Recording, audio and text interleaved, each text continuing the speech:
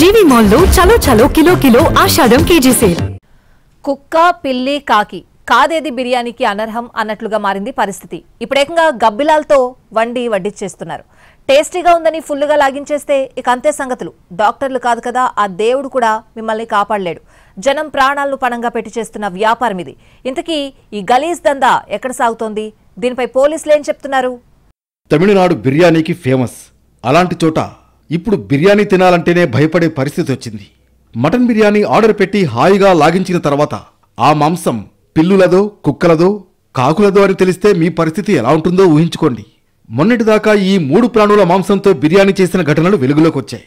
తాజాగా గబ్బిలాలను చంపి biryani, chilli chicken తయారు చేసి అమ్మకాలు సాగిస్తున్నారు. సేలం జిల్లా డేనిష్పేటలో ఈ ఘటన వెలుగులోకి వచ్చింది. అటవీ ప్రాంతంలో తుపాకులతో గబ్బిలాలను వేటాడుతున్న సెల్వం, కమల్ అనే 2 వ్యక్తులను పోలీసులు అరెస్టు చేశారు. పోలీసులు తమదైన శైలిలో ప్రశ్నించడంతో దిమ్మ తిరిగే సమాధానం ఇచ్చారు.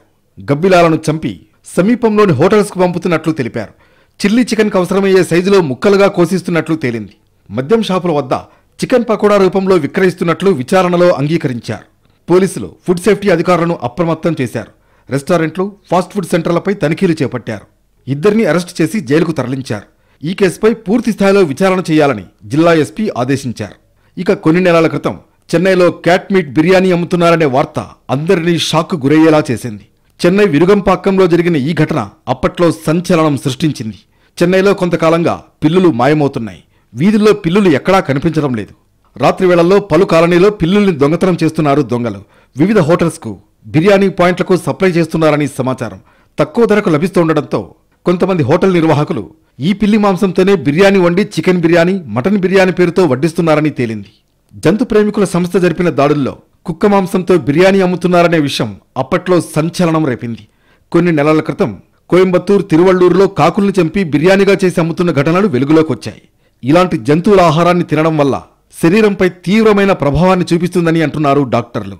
నిన్న ఈ రోజు మనం న్యూస్ కానీ చూసినట్టయితే సేలం పరిసరాల పక్కన కూడా గబ్బిలాలు మాయమవుతున్నాయి. గబ్బిలాలని చికెన్ రూపంలో, చిల్లీ చికెన్, మరి ఇతర రూపంలో కూడా వాళ్ళు వడ్డిస్తున్నారని తెలుస్తూ ఉంది.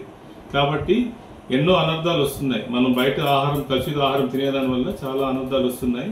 కాబట్టి మనం దీనివల్ల అనేకమైన ఆరోగ్యకరమైన ఇబ్బందులు ఎదుర్కోవడానికి ఆస్కారం ఉంది. వీలైనంత వరకు మనం బయట కలుషిత ఆహారం వడ్డించే హోటల్స్ని, ఈ ఇన్స్టాగ్రామ్ ప్రభావంలో మనం ఇన్స్టాగ్రామ్స్ రీల్స్ అందరూ చూస్తున్నారు.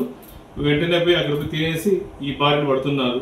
వీలైనంత వరకు గవర్నమెంట్ కూడా, ఫుడ్ సేఫ్టీ అధికారులు, మున్సిపల్ అథారిటీ వాళ్ళు కూడా వీటిని రైడ్ చేసి ఎలాంటి ఆహారం ప్రజలకు అందిస్తున్నారో చూసుకోవాలని తెలియజేయడం అవుతుంది. Thank you. మొత్తానికి ప్రజల ఆరోగ్యాన్ని పణంగా పెట్టిన వ్యాపారులపై చర్యలు తీసుకోవాలని కోరుతున్నారు స్థానికులు.